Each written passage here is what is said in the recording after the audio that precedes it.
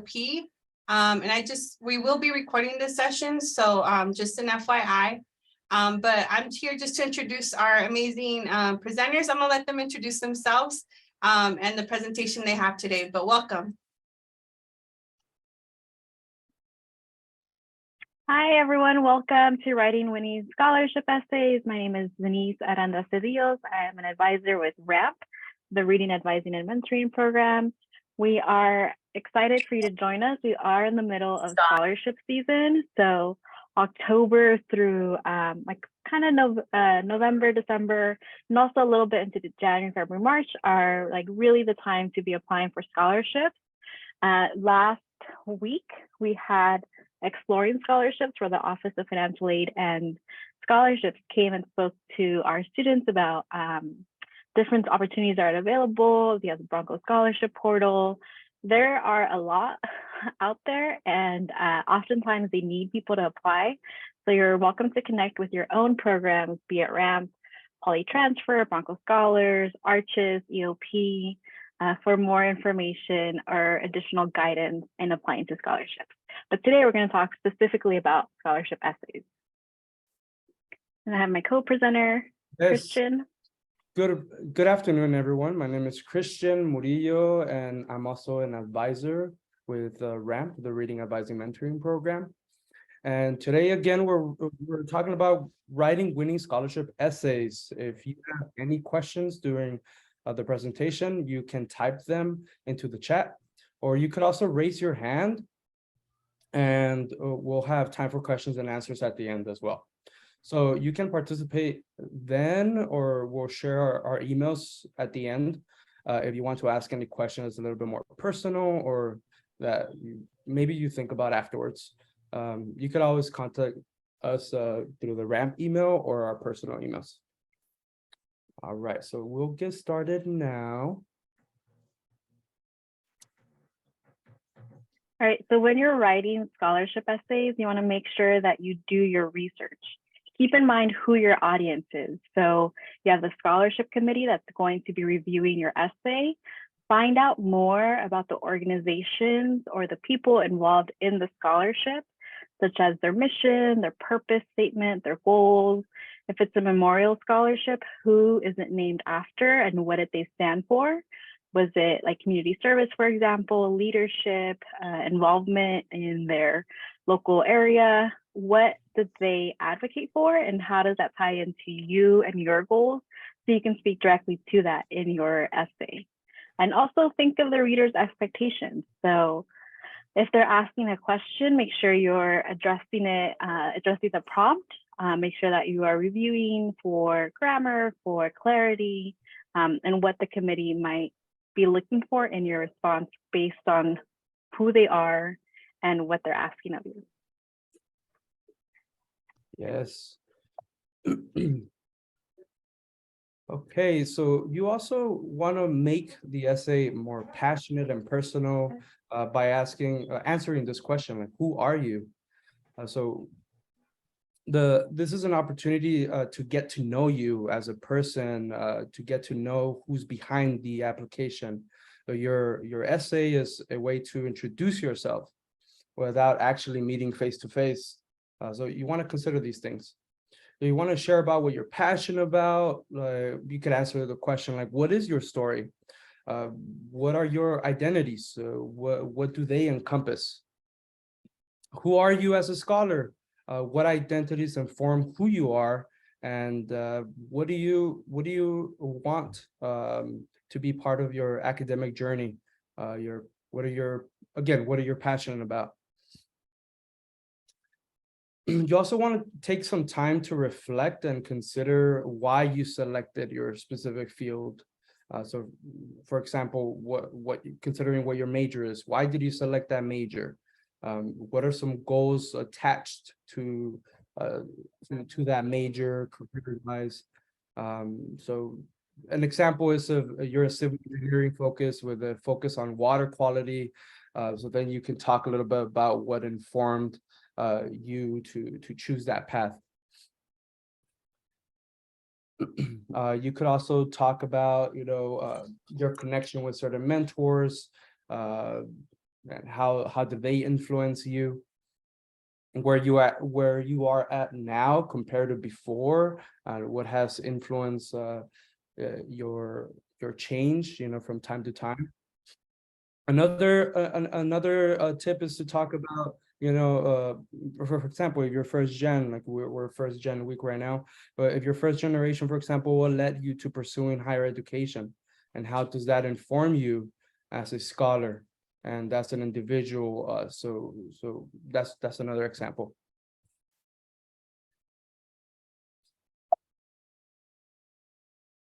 And writing is a process. So just like you do in your classes when you're writing an essay, you also can apply those skills to when you're writing this essay for a scholarship. So we have pre-writing strategies to help you organize your thoughts, organize what you want to discuss or talk about in your essay. And you are welcome to do multiple of these, or do the ones that works for you. So you have identifying or listing, you have mapping and webbing, reflective or free writing, and outlining or reverse outlining. We're going to go over those a little bit more to see how you can integrate this when you are writing your scholarship essay.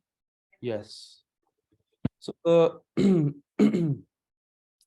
the first pre-writing strategy that we're going to discuss is a list. So a simple list where you identify where your strengths are, what are your challenges or obstacles that you've experienced or that you have overcome, what accomplishments that have influenced you, what are your accomplishments with your organizational or professional leadership experiences. For example, you're part of a club on campus or organization on campus. What are your experiences there? What makes you unique? What are the unique qualities that will set you apart from other applicants? So you could ask yourself that. Well, what sets you apart from other applicants, and how can you share this in your essay? When you're writing your scholarship essay, and you could, of course, talk about how you're involved on campus, in the community, in your local community, any activities that you're involved with. This is an opportunity for you to show the reader who you are, that you're not only involved academically, but that you're also involved in your surrounding community. Right. So if you like to-do lists, if you like just writing down like keywords that identify and listing, might work for you when you're brainstorming and preparing to write your essay. If you like doodling, I know some people in like class may be drawing or like to keep themselves entertained so that they can listen better. They like to do something else too. So we have mapping and webbing. This is another example of how you can prepare to pre-write for your essay. So you have you at the center, and there you branch off into your experiences, maybe your milestones, the same things that Christian just reviewed, but you can do it in this way. So maybe you want to have a branch of unique qualities, and from there discuss what strengths you bring. Perhaps you want to have one of campus involvement or community involvement, and from there you can list the clubs you've been a part of, any leadership roles you've had. So if you're like, this is what works for me, so when I can work on my essay, I'll translate it from this mapping or webbing, sometimes it's like spider webbing, into a draft, great. It doesn't have to be this detailed, it can be bubbles. It can be a bubble map if you'd like.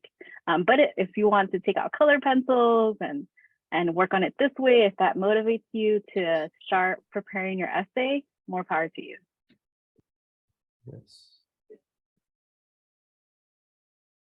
All right, the next pre-writing strategy is reflective or free writing. And this is an exercise to help you deal with or overcome writer's block. If any of you have trouble starting an essay, an essay that it's really a way to, this exercise is really a way to get you started, to get your ideas flowing. Is just letting kind of like a stream, like a stream of thoughts just flowing onto the paper. So as whatever it is that you're thinking, that you're feeling, you wanted to express, is putting it on the paper. There, perhaps it doesn't really have a structure. Again, it's just free flowing. So you don't have to worry about grammar or spelling or punctuation. The goal here is, again, just to get all the ideas on the paper. And then with this in mind, hopefully this will lead to some other type of ideas that are more related to the scholarship prompt, or perhaps themes that you can later on consider when you're working on the formal essay. Okay. Another thing is, you don't want to, this is not an exercise where you're just writing all day. So you also want to make it time bound. So schedule yourself to practice this exercise, to flow your ideas onto the paper. So here is a quote from Allison Law regarding how to follow the flow of your ideas. Let me read it really. Okay, you should follow the flow of your ideas, and you shouldn't pressure yourself to fully tease out everything. You should not censor your ideas. You may be quick to discount an idea, but if you give it a chance, it may take you somewhere totally unexpected and extremely productive in terms of writing a successful paper. One more time is just about, it's a way to jumpstart your writing process, this free write. All right.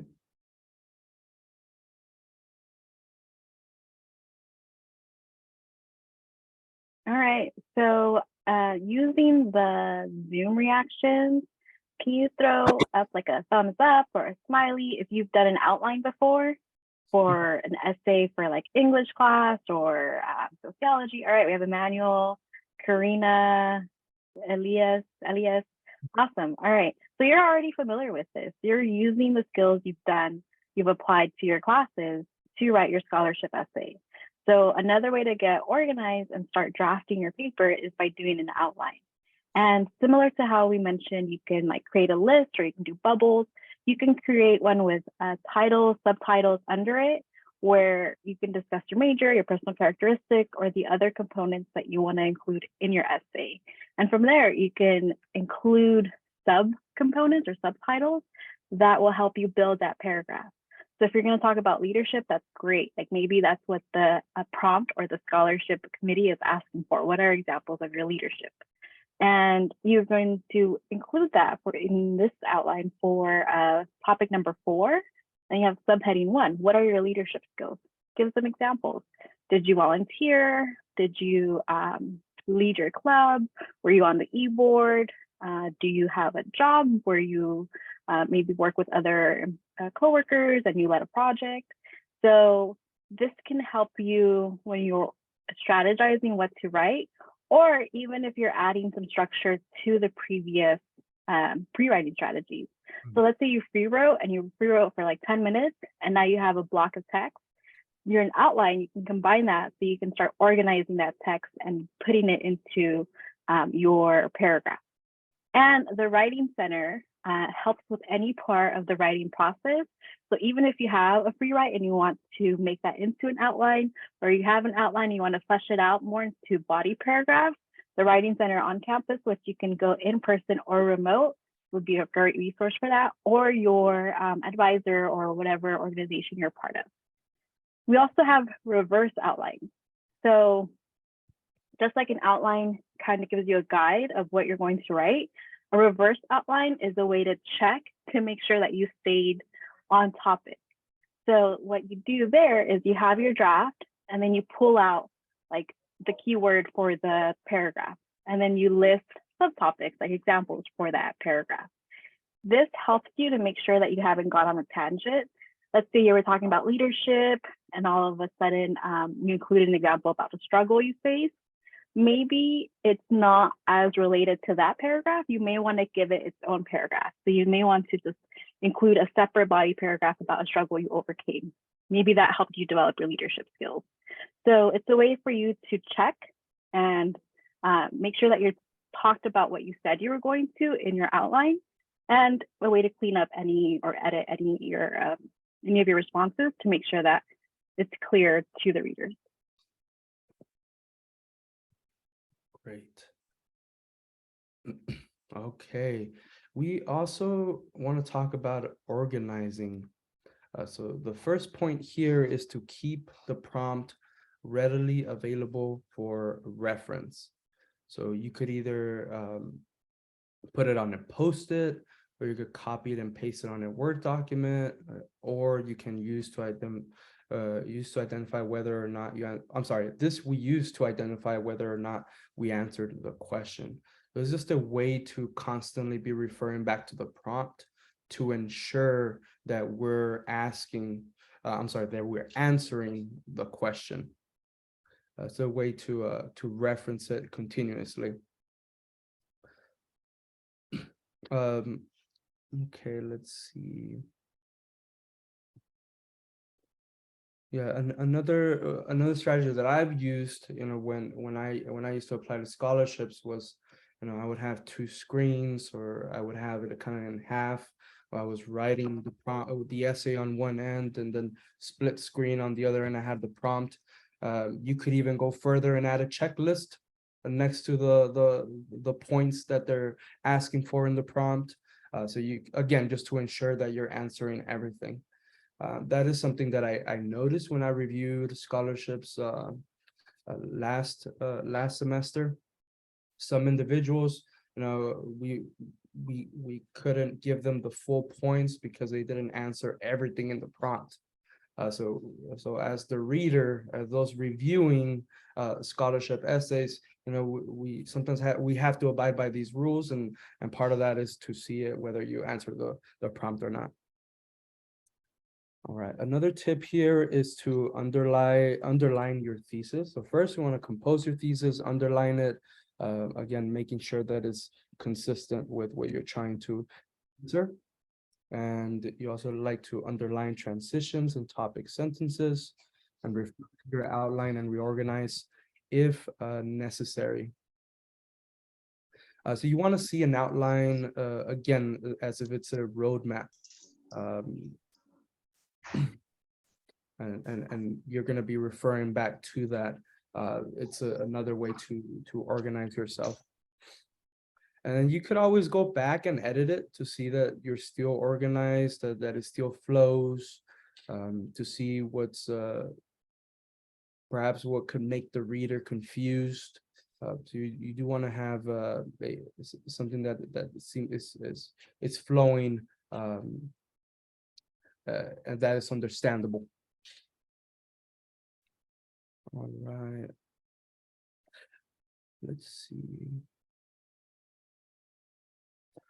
Another thing you could do is to help you keep organized is to get the perspective of your tutors, whether they're from Arches, from EOP, from RAMP. This is something that they could give you insight of, is if your essay is organized or not, if perhaps they're confused, and you could use this as constructive criticism to kind of gauge where other readers could also be confused if that's the way that your essay reads. Okay. All right, we have some do's and do nots. So do use a theme or quotation to guide your essay. You can use it as inspiration or as a starting point if you're thinking of if you want to write your story based on like a theme, like how perseverance or overcoming, or I apologize, my video just went out. My computer is from 2014, so it's a little ancient, so I can't turn it back on. But you could also share your personal goals and values. This is about you. This is letting the readers get to know you through your writing. So it should be personal. It should Be vulnerable where you're comfortable doing so, as long as you're still responding to the prompt. You can share past achievements and failures and how they shaped your life. So failures, what you've learned from it, how you've grown. You can share past and current involvement in activities and how you benefited from it. This can be on-campus activities, clubs. It can also be off-campus. Use specific examples. So specificity helps add clarity to your writing, but also helps make experiences memorable. So they'll help the reader who may be reading multiple essays know, okay, this student was really specific in this leadership example or in this perseverance example. So it helps your essay stand out a little bit more.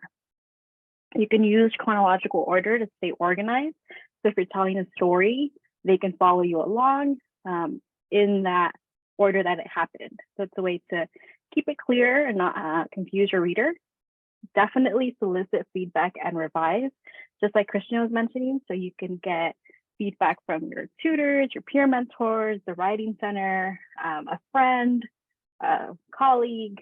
You have a lot of resources available to you, and we'd be happy to help with giving you feedback and revising it.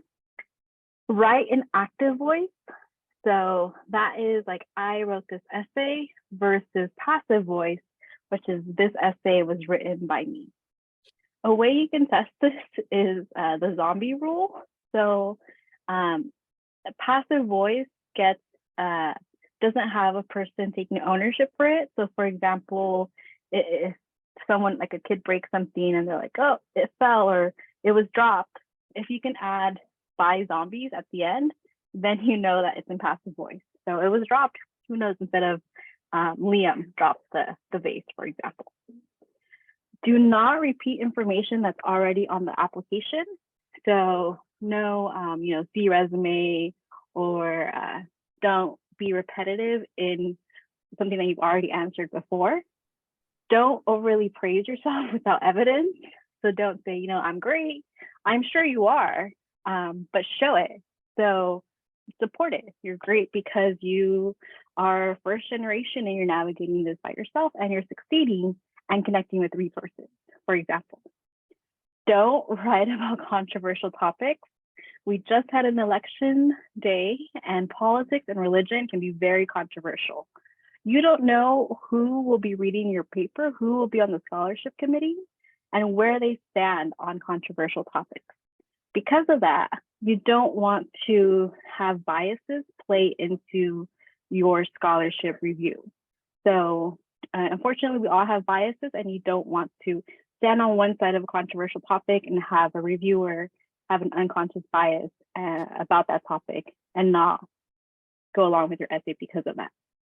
Don't blame others for your shortcomings. Definitely mention failures if applicable, but also how you learn from it. Everyone fails. So if there are shortcomings, you can use that as a learning moment. Do not use cliches, jargon, colloquialisms, or unfamiliar terminology.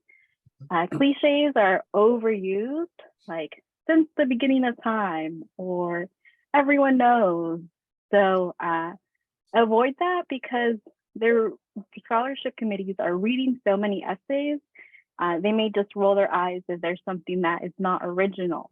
You want it to be specific, stand out, and be personal. Don't use colloquialisms, that's like slang. Similarly, because of your audience, you don't know who will be on it, so you don't know who they'll understand the colloquialism. I teach English, for example, and I've had students write, "The struggle was real."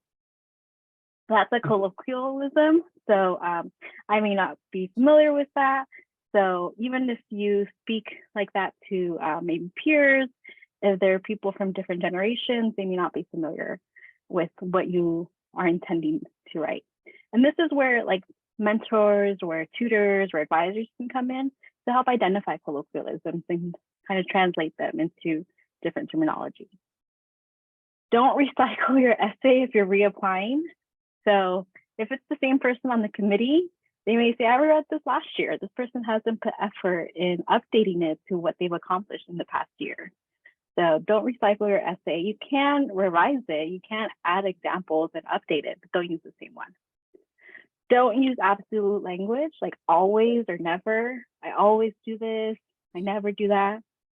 And again, passive voice. So the zombie rule. Yes. All right. So next is about revising and editing. So there's times where, we revise and edit as we go. Some revise and edit as we write our papers, and some like to leave it towards the end. And I used to do both, so that's up to your liking. Sometimes, it could be more time consuming one way or the other. So again, this is what you feel comfortable with. But when we're talking about revising and editing, this is part of the writing process. You want to look at the overall structure of your essay. So, for example, ensuring that you have that thesis in there, and that you're providing examples to support your thesis. You're providing, examples. That there's a paragraph structure, that the flow is going well. That you're also meeting the word count, that you're following a certain style of writing. You're also looking at the overall paper, that is cohesive, that it makes sense. So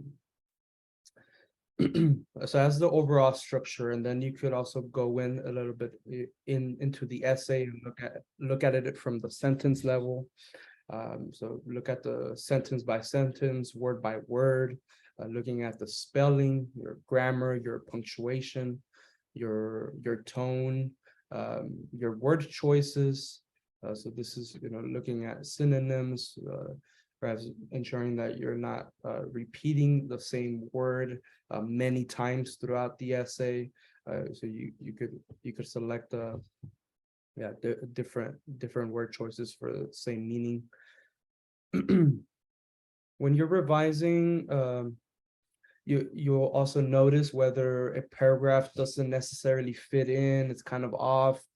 So then how do you restructure it so it flows well with your overall essay? Another tip for revising, editing is that now we have a lot of tools for spelling, for grammar. So I currently use Grammarly, for example. It's not 100% concise. There are times where I say, I'm not sure if that works well, but it is a tool. And now everybody at Cal Poly, that we have the Microsoft, we have the Microsoft suite, including Microsoft Word, and now it has a tool within there where it'll check your spelling, and it also you could also do a check for plagiarizing. It'll do an overall search over the web, whether what you're writing is similar to something others have published already. Another tip is to read it out loud.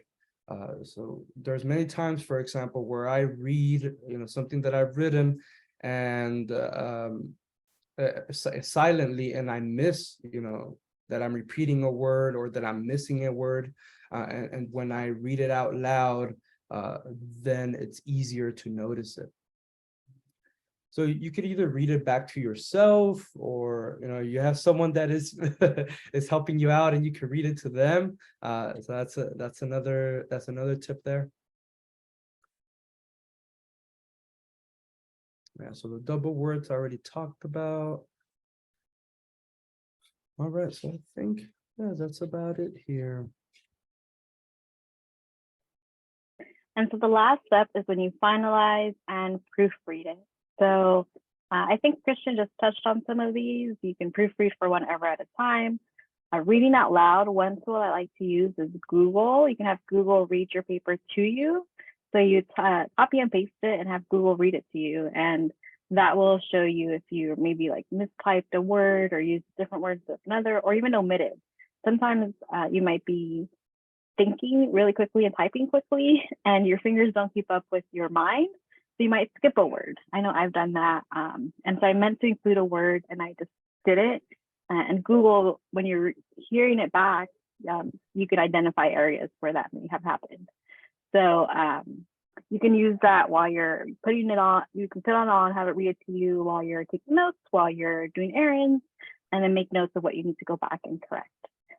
You can also circle, highlight each punctuation mark if you'd like to make sure that it is being used correctly, like the difference between a dash and a hyphen, or a colon and a semicolon. Or you can see if maybe you have run-ons and you can add some punctuation marks. Don't rely entirely on spell check or autocorrect. Autocorrect has made things wrong sometimes. So there are some examples like Home Goods, the store, being turned into hemorrhoids, Constellation being turned into constipation. So autocorrect can make some errors. So don't rely just on that. And use fresh eyes. You can put it down for a minute or a moment, come back, take a look at it. Maybe you work on it, and then the next day you want to review it to see if there's anything else that can be edited as you finalize or proofread. So take breaks. I know we've had workshops on time management, and this is where giving yourself internal deadlines can come into play, because you can have an internal deadline to finish your draft, and that gives you some time to go back and review it with fresh eyes. Yes. All right, and we also have some additional tips. So one of them is to find the right scholarship for you. You'd like to see, for example, the CPP Office of Financial Aid and Scholarships website. So can we add that in the chat here? I can't access my chat right now. Let's see. Well, if you visit the Office of Financial Aid and Scholarships, you'll notice that, for example, they have scholarships for for different majors. They have scholarships that could fit more of your identity. Yeah, so some may be more attracted to some students and others to others. You also want to consider time management. When working on a scholarship, you'd like to create a schedule dedicated to specific writing times, create a personal deadline, and to help you keep accountable. So this could include organizing your time to pre-write, then to complete an essay by a certain deadline, and then also giving yourself some time to receive feedback.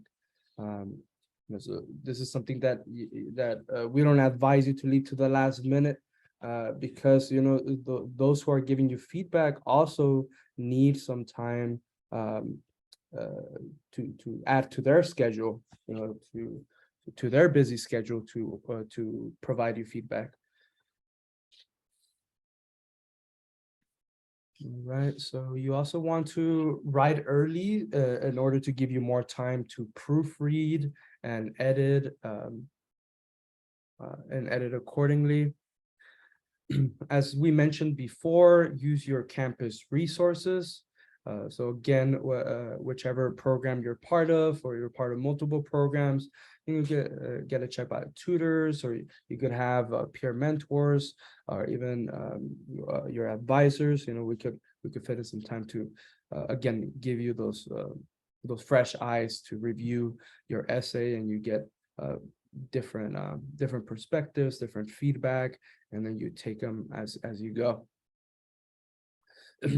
It's also important to thank those who have helped you. So this includes, as I said earlier, those who helped you with your essay, writing your essay, giving you feedback. And you also want to thank the donors. So for example, writing a thank you note or a thank you letter to the donors. Also informing those who helped you whether you received a scholarship or not. There are often times that those who helped you are just kind of left wondering, like, oh, I wonder if so and so did end up getting that scholarship, because I just reviewed it. So it is a courtesy to do that. So thanking them for their time, thanking them for their help. Am I missing anything here, Denise? I don't think so. Sometimes scholarships are requiring students or require students to submit a letter of thank you. So it's a good practice to get into. Also, if you want to have a reference that writes you letters or recommendations for different scholarships, internships, grants, whatever it may be, applications, grad school, it's good to show that like gratefulness or that gratitude to continue building that relationship. So it's just good things to practice. It's courteous, it's polite. Right. Really quick, just want to add that, there's also, there's also some websites, I believe, that you could send a free thank you letter. So it's kind of, so it'll make it look pretty, and you could send that via email. Yeah, so if you want to go a little step further and giving it a touch of that, there's also those resources available. So let's look at some examples. When you're giving examples, give concrete examples. Just like I mentioned earlier, when you're like, I'm great, I'm sure you are, but show them, like give concrete examples to support that. So if you write, I'm a hardworking individual, that's a statement. You can give examples to demonstrate that or to show that. You can add specificity to like illustrate it for your readers or the scholarship committee. So in the second draft, you might expand that to, at my current job, there's a lot of downtime. Instead of just sitting around, I stay busy by dusting, cleaning, and preparing for the next day. I take initiative and look for things that need to be done instead of waiting to be told what to do. So that's an example of you being a hardworking individual, and it also shows skills at taking initiative and being helpful. Yes. Yes, so here's an example of pique the reader's interest. So here we have two drafts. The first is, my reasons for choosing medicine are multifaceted, and my decision was gradual rather than the result of one grand moment. Here's another, the second draft.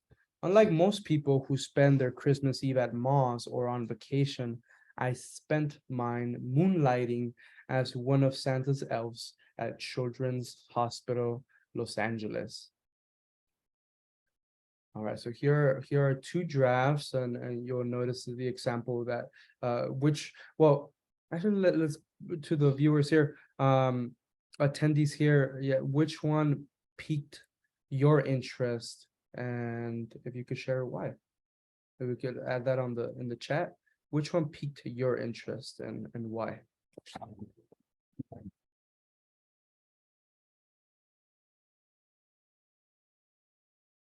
Again, I don't see the chat.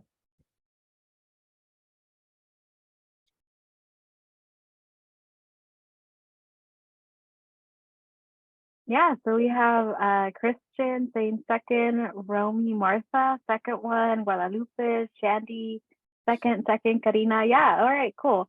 We have second one because it's more personal and a storyline. It's simple, easy to understand, more direct, specific example, more of how they spend their time. Sets up more exposition. Yeah, Elias. That's a great point. Like you want to, it's intriguing. You want to know more. Like that's cool. Yeah. Like how was that experience at Santa's Elves, and how did that lead to them choosing medicine? Like it has a story, so you want to know more about the story. Yes. So me as a reader, I'm thinking, oh, it's story time. Oh, what happens next? So that's a good way to catch their attention. Great, thank you. You want to avoid cliches. So light as a feather, happily ever after, cold as ice. Sometimes you have a limited number of words, like you have to do an essay or you have to show them who you are in maybe 200 words. And cliches take up that space. So instead of using that word space, repeating something that's oversaid, use it to give personality and show who you are instead of using someone else's words to describe you. So in the first draft, you might have, is your dad the most important person in your life? Do you plan on following in the footsteps of your high school mentor? These stories run the risk of focusing too much on the influential figure and not enough on you. The second draft, readers want to know about you. If a person has had a significant impact on your life, focus on one important moment in that relationship. If your mother was sick, how did you help her manage her illness? And what did you learn about your own abilities to face life's greatest challenges? So personalize it, most important person in your life, like show how that is instead of focusing on someone else or making the paper about someone else. Oh, I don't know. Christian, I think you zoomed in on the slide. There you go. So refer it back to you and how that has impacted you, who you are, and how that applies to the scholarship you're applying to. Yes. Okay, so now we're going to take a look at our scholarship essay worksheet. So you could just give me a few seconds here to share that on the chat. Let's see.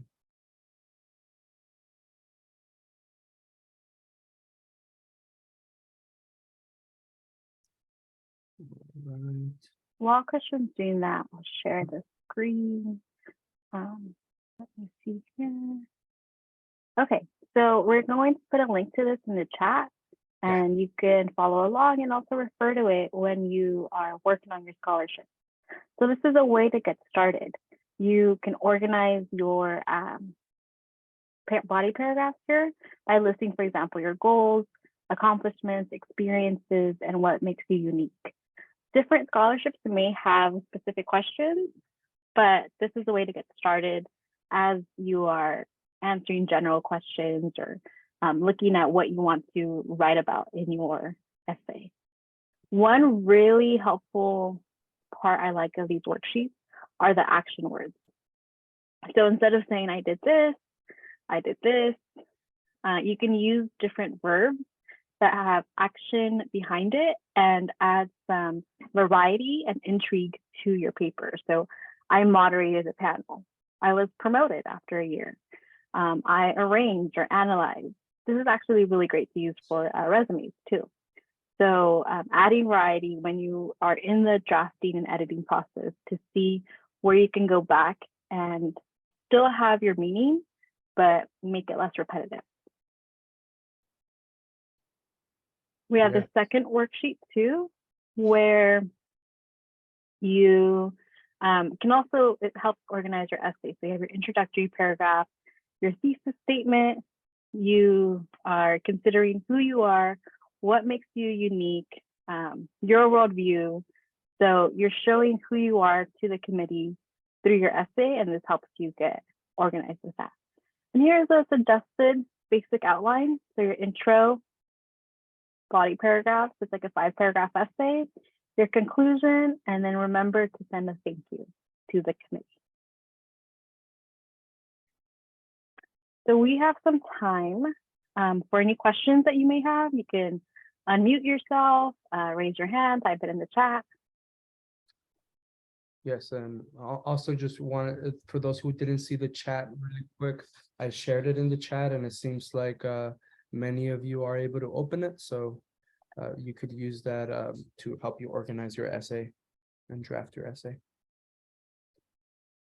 Can you share the PowerPoint? Yes, we will email the PowerPoint out to everyone that attended today. So we'll pull the report. Usually if you sign in with your Cal Poly email, we'll have it. If you don't receive it, you can always email ramp@cpp.edu or your advisor, so EOP, Arches, and they can connect you to the worksheet. Can we post the recording of the video call? Yes, we'll upload it to our RAMP YouTube page, and you can also access it from your program. So again, Poly Transfer, Blanco Scholars, Arches, EOP. Yes, Samantha, you have a raised hand.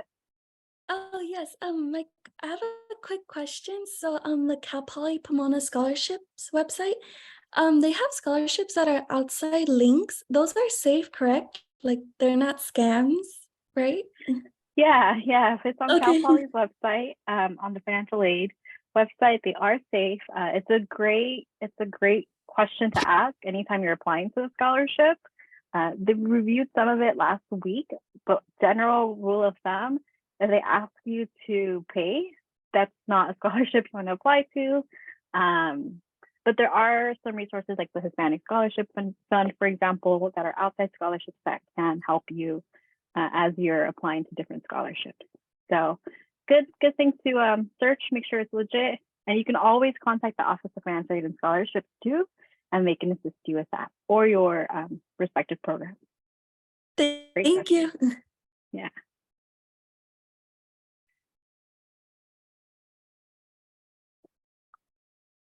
And before you sign out, if you can please complete the survey Medea just posted in the chat. That gives us feedback and also lets us know what other topics you'd like to see. So we definitely want to make presentations and workshops that interest you and that address any questions that you have. So this will help us as we develop those. Yes. I wanted to add one thing that someone taught me. It's work related, but I think it could be applied to students. And you guys kind of mentioned in the worksheet that you guys showed is just like, as a student, you can keep track of all your accomplishments. Like you should have a document, like a running document of programs you've joined or awards, Right. or even personal goals, right? Like maybe you were in like remedial classes and now you're like doing excellent, like you're an excellent writer now, or you're writing for the Poly Post or whatever it is. So having a running document of your accomplishments that you can add to as you're in school, as you progress, and also you can reference when you're writing scholarships, essays. That's a very great advice. So thank you for sharing that. To that point, and a way that you could do that is also with your LinkedIn. If you haven't made a LinkedIn, it's an easy way to publish what you're part of, what you're involved in. So it could be part of your clubs, organizations, your jobs, internships. You could put everything in there. So and you'll be doing 2-in-1. You'll not only be tracking, what you're involved in, describing what you've done in there, the strengths that you've gained from those experiences. You could, and you'll also be networking with your LinkedIn. So again, it's a 2-in-1 there. And then even that link, you could also include it in your resume. So there's a lot of benefits to working on that. And it helps when you're interviewing or applying to positions. You were able to refer to it and say, hey, this is everything I've done. MyBar has a co-curricular transcript, so you can look into that and see any events that you've attended through MyBar or any ally training. And that's definitely something you can talk about if you want to share it in your scholarship essay, if it applies to the question, or if you're like, I don't sometimes like, I don't know what I do, I kind of do.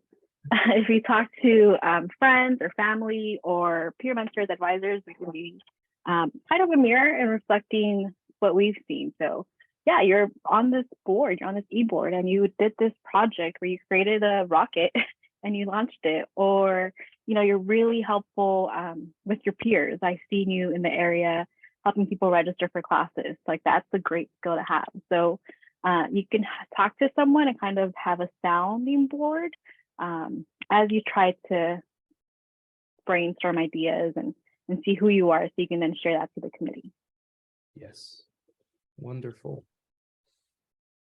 All right, so if there's no further question, that concludes our, well, actually Araceli Niño added in the chat. LinkedIn is also a great place to network and talk with professionals that are in career that are interested in you. I recommend networking, following people that are following a career path you want. Awesome. Great. Thank you for sharing. Really quick plug-in for RAMP. We also have an alumni network. So, when you graduate, you also can stay connected with us. All right. Again, that concludes our workshop. We appreciate you attending this workshop. And we have a question from Guadalupe Lovato. Oh, yes. Hi, my question is about a background that was posted that I saw that was posted having to do with sharing of backgrounds, and this is the interpreter, may I ask for clarification on the question?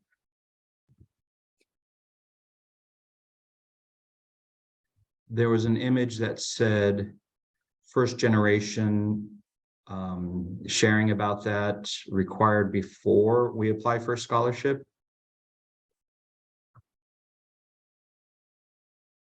Oh, I see. And that's a requirement attached to the scholarship.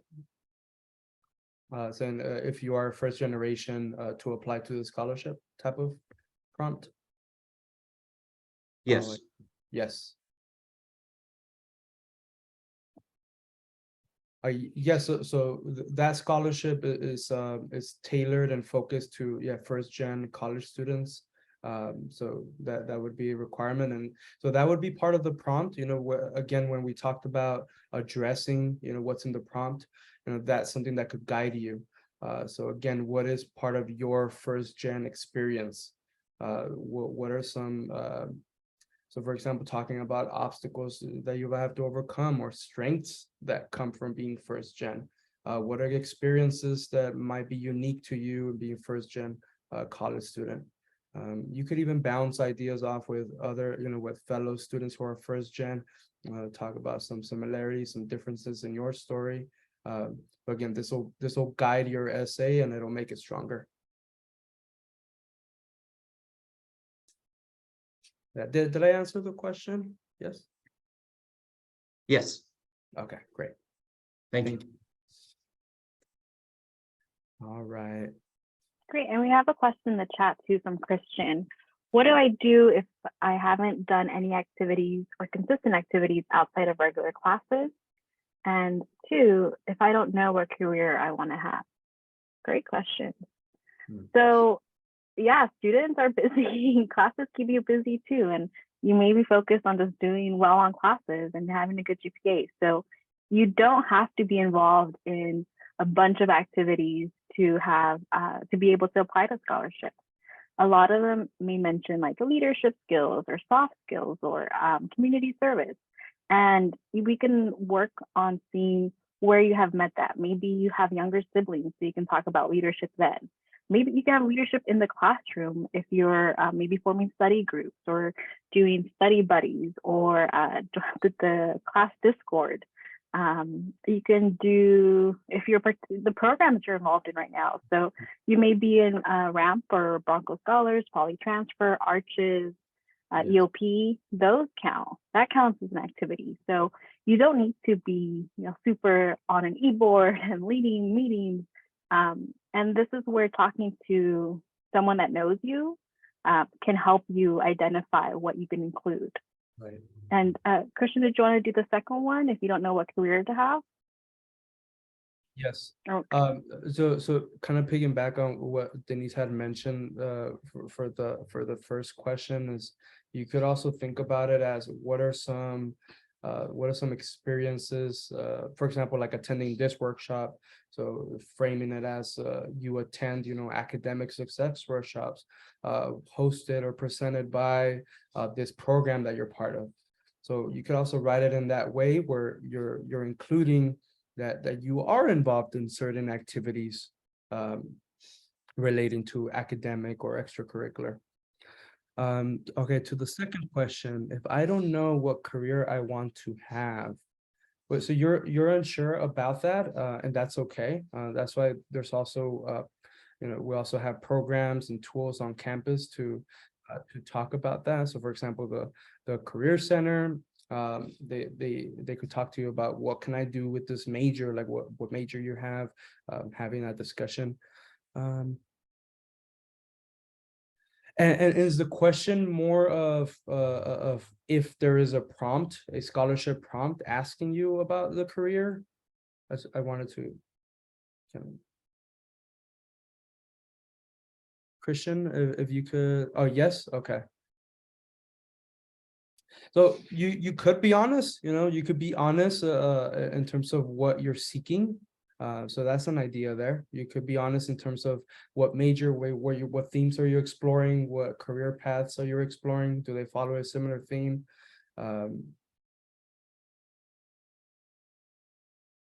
Yeah, and it's a Yes. hard question. Like, what do you want to do with your life? People change careers at different points, even after they've graduated. So I think it's totally relatable and understandable. And you don't need to know, like, I want to be this career. Maybe you have a general idea based on your major. Maybe you're like, okay, I'm in animal science. Maybe I want to go into vet or I want to go into research. You can just talk about the general area that you're interested in entering. If you don't have that, you can talk about what you like to do. Like, I like helping people, so I want to have a career where I can help people connect to resources or advocate for themselves. So you don't have to have like, this is going to be my title.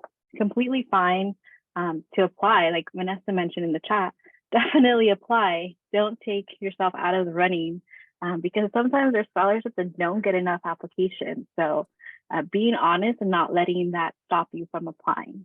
And that's something that you can also work on with your mentors, your tutors, your advisors.